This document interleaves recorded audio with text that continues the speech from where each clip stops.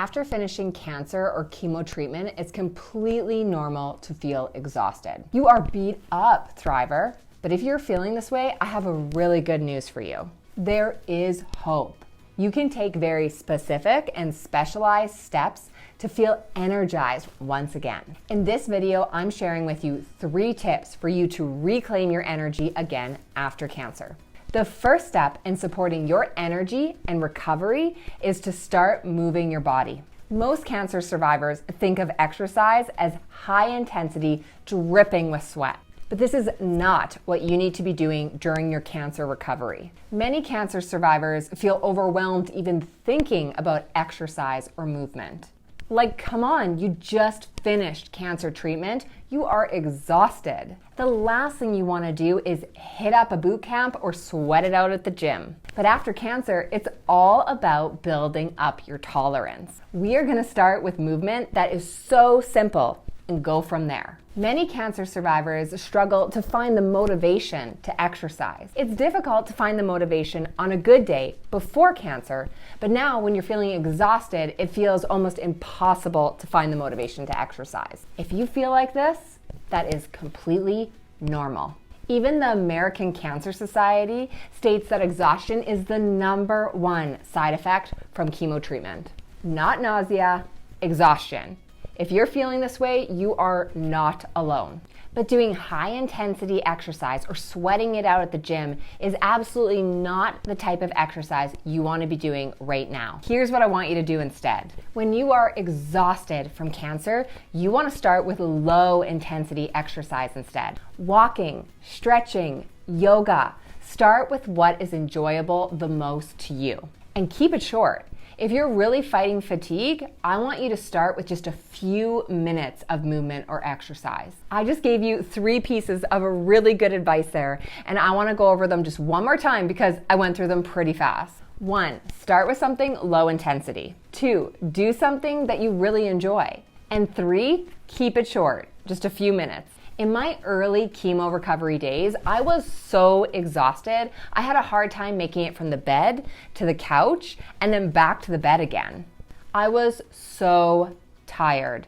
I loved spin class, I loved working out, but there was no way I could even think about doing that right now. So instead, I would do 3 sun salutations twice a day. That's it. It wasn't much, they absolutely were not pretty, but even just small changes in movement and doing something I really enjoyed helped lift that heavy fog of exhaustion. Which brings me to number 2, achieve and maintain a healthy body weight. Reaching a healthy body weight impacts so many areas of cancer recovery, but energy is a big one. Of course, maintaining a healthy body weight is not easy for cancer survivors. There's a lot of things stacked up against you. The big one being that many cancer survivors are placed on hormone therapy to suppress their estrogen, which slows their metabolism, and they end up gaining weight. But there is a way around this too. If you want to lose weight while in forced menopause, especially if you're on drugs like tamoxifen, anastrozole, or letrozole, then stick around to the end because there's something for you. Most women do in fact end up gaining weight during their cancer treatment. The drugs, the stress eating, the steroids, it can happen really quickly. But this extra weight really negatively impacts your energy levels. Carrying around this extra weight, especially in the tummy or abdominal area, can really slow your cancer recovery. It can worsen hot flashes, joint pain, and most importantly, it can actually increase your risk of a cancer recurrence. I know, it's absolutely scary and very true. After I finished cancer treatment, I actually gained 20 pounds. I was really concerned because I knew that extra weight was going to negatively impact my overall health and reduce my chances of actually staying cancer-free. I tried to drop the weight, but everything I did before cancer to lose weight wasn't working anymore. It was terrible and I was really lost. But after cancer, your body is changed. So after cancer, your strategy to lose weight needs to change too. As a cancer survivor, this is something we all want to avoid. It's not just vanity, it's about your health as well. A breast cancer client I worked with ended up gaining 30 pounds after her cancer treatment. She was diagnosed way too young, and the pressures of cancer and chemo were a lot. I'm sure you can relate. When she came out the other side of chemo, she didn't recognize the woman looking back at her in the mirror. Her joints ached, she was up 30 pounds, and she was exhausted. She had a young son, and she desperately wanted her energy back. She didn't want her family to see her as sick anymore or as a patient. She was also starting back at work.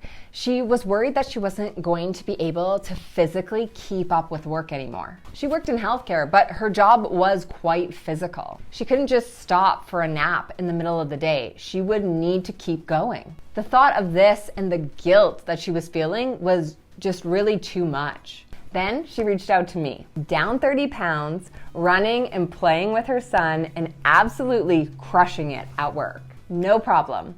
All of this because she aligned her nutrition, her exercise, and her mindset with cancer recovery. Now she has better energy than even before cancer. Of course, it's not easy to drop the weight. As a cancer survivor, there are a lot of things working against you, but we can shift that. That brings me to number 3, eat more protein.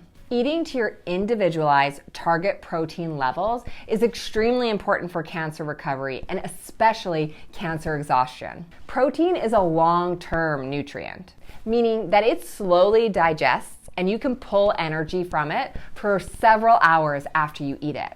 The opposite would be true for carbohydrates. This is a short-term nutrient. You eat something heavy in carbs and your blood sugar spikes quickly because it's digested quickly, and just the same, your blood sugar comes back down. Eating more protein, a long-term nutrient, will keep you more evenly fed throughout the day. Fewer peaks and troughs in your blood sugar will translate into better energy overall. Okay, but practically, how are you going to start doing this today? Well, here is a simple trick I learned during my doctorate training. Many of my clients who can't seem to get their energy back after cancer are not eating to their individualized target protein. It's really not their or your fault. The foods that we can find quickly and conveniently are mostly carbohydrates, but here's how you strategically shift that. Include some protein at each meal, breakfast, lunch, and supper. At breakfast, this would include something like eggs or overnight protein oats. Overnight oats are great if you have busy mornings. I love this option during my doctorate training because I could grab it quick and head to the hospital. Lunch could look like chicken or chickpea salad.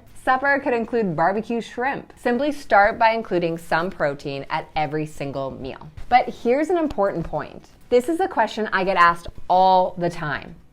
You do not need to eat meat to get your energy back after cancer. There are many terrific, convenient, and high-quality plant-based protein options. Try adding in foods like beans, nutritional yeast, or lentils. If you eat dairy, then Greek yogurt and cottage cheese are great protein sources. If you eat eggs and seafood, then your options are nearly limitless. Many cancer survivors get caught up in how much protein they should be eating. This is very important, so they are not wrong about being concerned about this. But when you are first trying to increase your protein, just start by adding in more protein on a consistent basis. This is a great start, and you'll start seeing improvements in your energy with this strategy alone. But the next step in reclaiming your energy and being fully recovered after cancer is to hit your target exercise levels. That's what will really make it so you feel at home in your body once again. Here's more on how to create a specific cancer recovery movement plan specific to you and your body. I've linked up the video here for you. This is really going to change how you feel after cancer, plus you can start today. Click here to watch and I'll see you in there.